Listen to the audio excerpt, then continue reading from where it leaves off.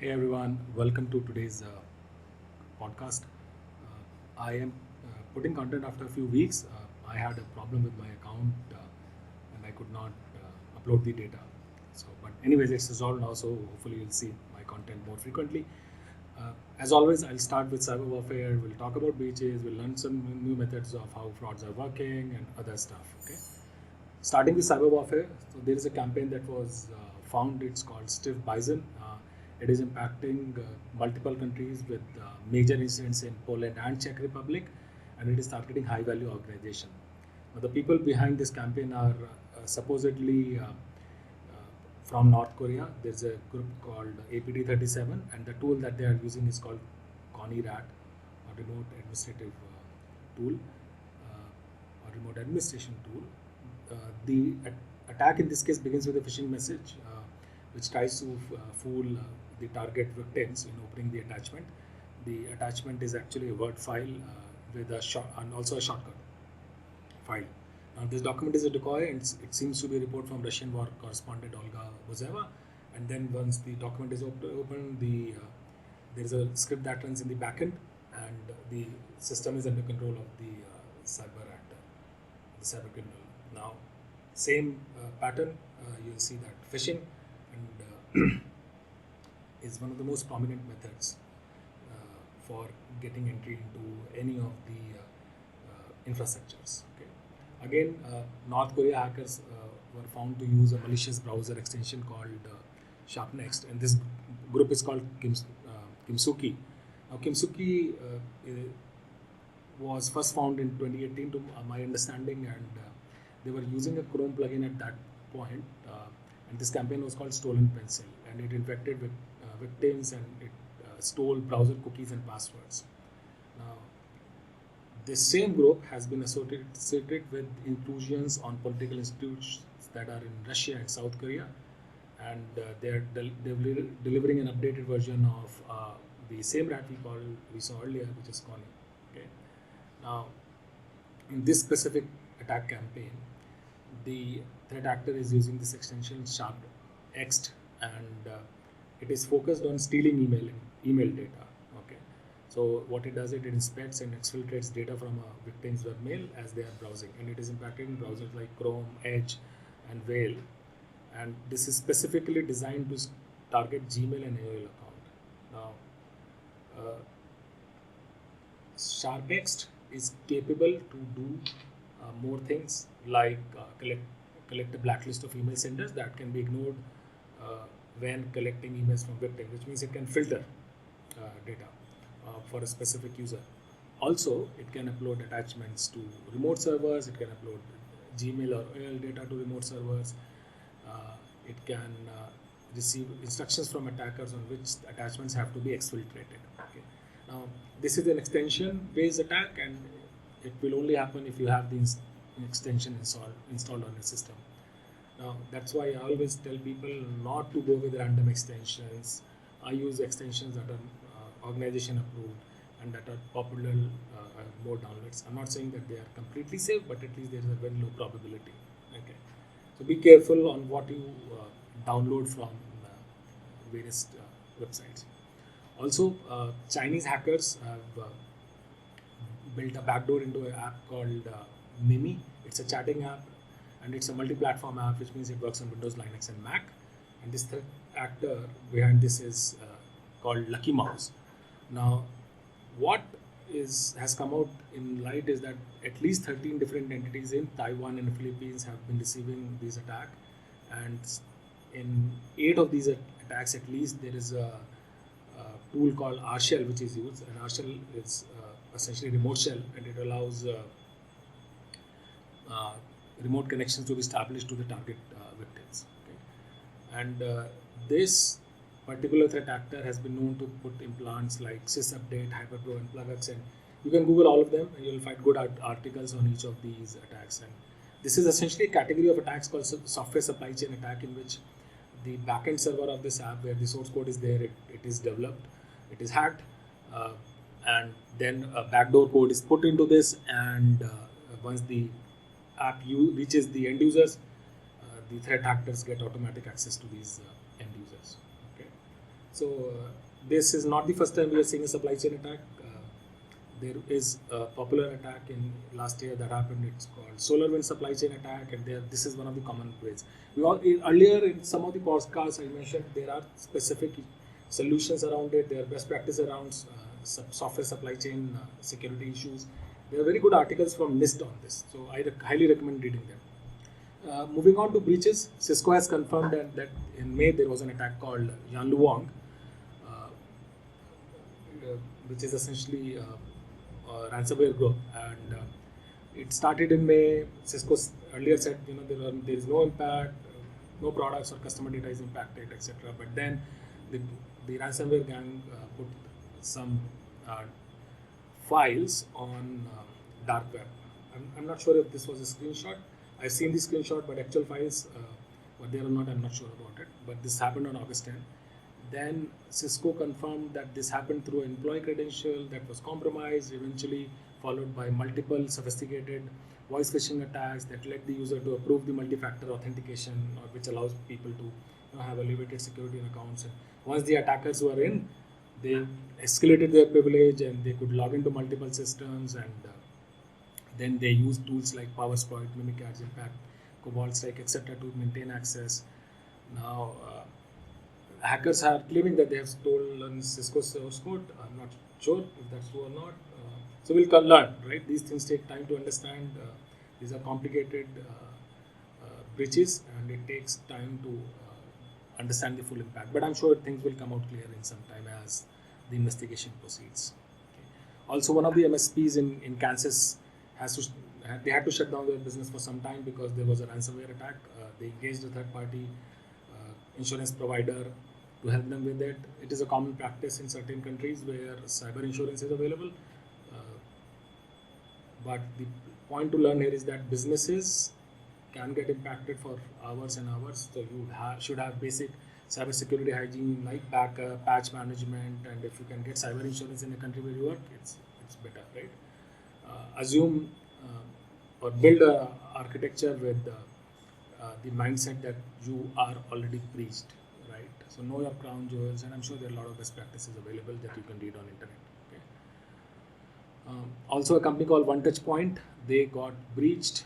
They put this data on their data breach notice, and it listed 34 healthcare care insurance carriers and healthcare service providers who are their customers. And this company essentially does marketing, execution, supply chain management, and print services to healthcare sector. Okay. This happened on April 28th. The company told that they saw the first attempt on April 28th, and attackers actually were there from April 27th. But what they accessed, this is not detailed in specific files, but some details like the kind of data that they have been able to access, including name, addresses, birth dates, social security numbers, description of services that was taken, diagnostic, which is essentially PII data or personally identifiable information, which allows anyone to refer to a particular person and connect with him or steal his data. So healthcare has been targeted for some time now because most of these companies typically don't have high-end cybersecurity systems in place like a bank. Okay. So that's why attackers go where it is easier for them to cause damage and extract money by either extortion or asking a ransom. Okay. Now, going to ransomware side, there's a school, Wootton Upper School in Bedfordshire. They were impacted by ransomware. There was a demand of £500,000 from the school. The actors behind this particular attack is a group called Hive ransomware group, and they've been impacting for some time. They have caused damages to multiple organizations, and that it is believed that the Hive group knew that the school has a cyber insurance policy, and hence they've asked for more money. Okay. Now it has threatened to release all the data unless the trust pays up. Okay. So typically that happens, and sometimes they might or they might not release data. So please build backups, as I always say. Okay. New patterns. There is an increasing use of Discord and Telegram in cyber attacks. If you remember in January, February, when the Russia-Ukraine warfare started, Telegram was used by both the sides to distribute tools, give communication, etc. And now we are seeing more patterns of how these platforms or messaging platforms are used to communicate. Uh, Specifically in case of Discord, there is a information stealer called Blitzgabber. It steals information specific to the victim, which includes things like autofill data, bookmarks, browser cookie, credentials, crypto wallets, OS details, product keys. It also targets Minecraft and Roblox gaming platform. Okay, and then specific to Telegram, there's another group called X-Files, which has a similar functionality. Okay, now these things will evolve as people adopt to new tools, new apps. Cyber criminals will go after them. Okay, so be careful on which groups you join, what content you download. Be very careful around it. Okay? There is another worm found which is called Raspberry Robin. It is a USB spreading worm, which means it only spreads through USBs. To what I've read, the actor behind it is Evil Corp, and this worm essentially works as a service. Okay, and then once Evil Corp takes over and it installs more updates under the name of fake updates and delivers Cobalt Strike and other pre-ransomware tools. Okay. There is a new mechanism used by cyber criminals on phishing side. So what they are doing is now they are in their phishing emails they are sending messages that if you don't put this information in the following portal, then your account will be disabled or something like that. Essentially, they're using timers. It is a methodology that they have adopted from ransomware gangs. For example, you might get an email that if you don't put up your login name, password, or credit card data on this portal, we could delete your account. So be careful on such things. Again, more malware found on Android side, on Google Play Store, where they pose as cleaner system optimizers, and eventually, they steal information, and they also try to hide themselves by changing their icons, like putting up an icon of a Google Play Store or a genuine app to make it easy or make it hard for victims to remove them. And then an interesting research came out which talks about PLC attacks. Now, PLCs are systems that are used in critical infrastructure like utilities, electricity, water, wastewater, heavy industry, manufacturing, automotive, etc. And they are used by industrial engineers, so they're used in industrial networks. So this specific software, which is available in a POC stage today, it targets some 7 or 8 vendors who build these kind of system, which means if you are using a software or hardware from these companies, this software can take control of this and do anything on these infrastructure. So they can control what kind of water is going, they can control the schematics configurations of how treatment is done for in a particular context. Now, this is not the first time we have seen such issues. Stuxnet in 2007, I believe, was the first one, and then came InController, Pipedream. They have all targeted PLCs. Okay? And that's why a lot of countries are pushing for security of critical infrastructure, where these kind of softwares pose threat.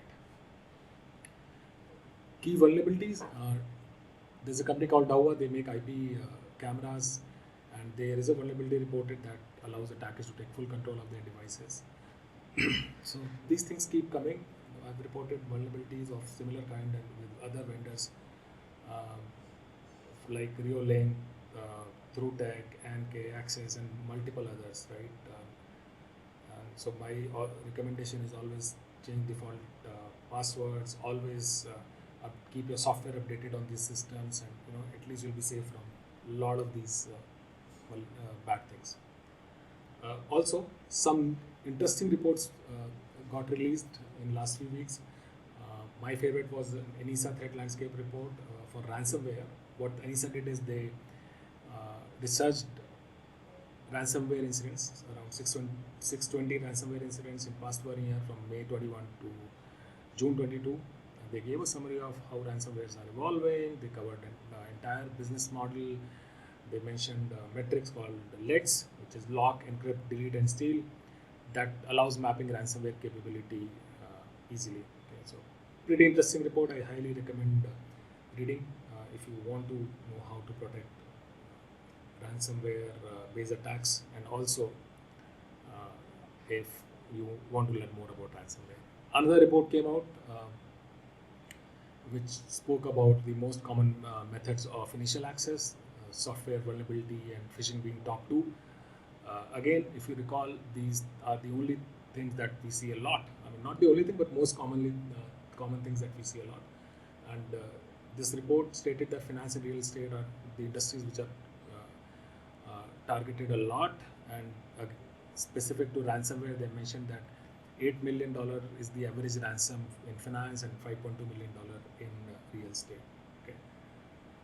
This report also mentions most exploited vulnerabilities that the company saw, with proxy shell, Log4j being top of that. And another statistics that they gave is that within 15 minutes of a CV being announced, attackers start looking for it. And I have seen content or code that can scan an entire internet within an hour. Okay. So imagine finding system with a known vulnerability, and you can find that in an hour sitting at your home anywhere in the world. Okay. That's how attackers get into our infrastructure. Also, another report mentioned that phishing is number one scam for brand impersonation, and the most common brands are social media networks, followed by Microsoft product. Okay.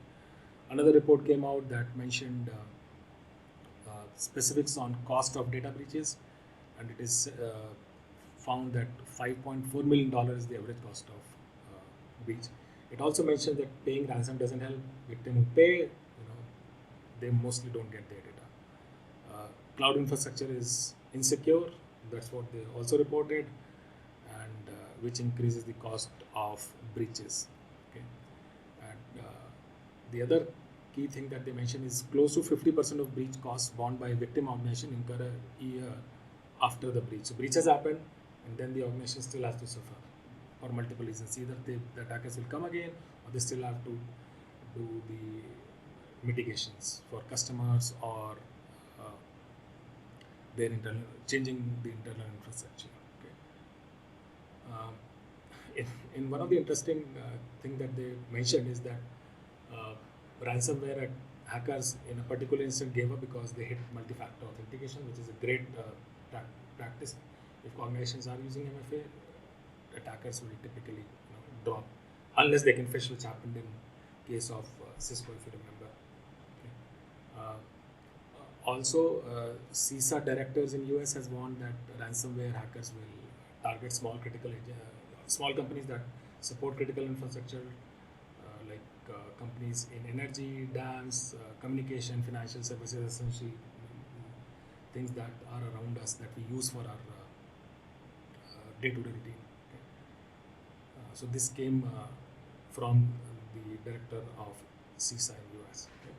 The US government, FCC, Federal Communications Commission, also warned Americans that there will be a lot of SMSs for phishing. Also, this is also called as smishing, SMSHING, that would prompt users to give up their credentials. So they release a warning around it.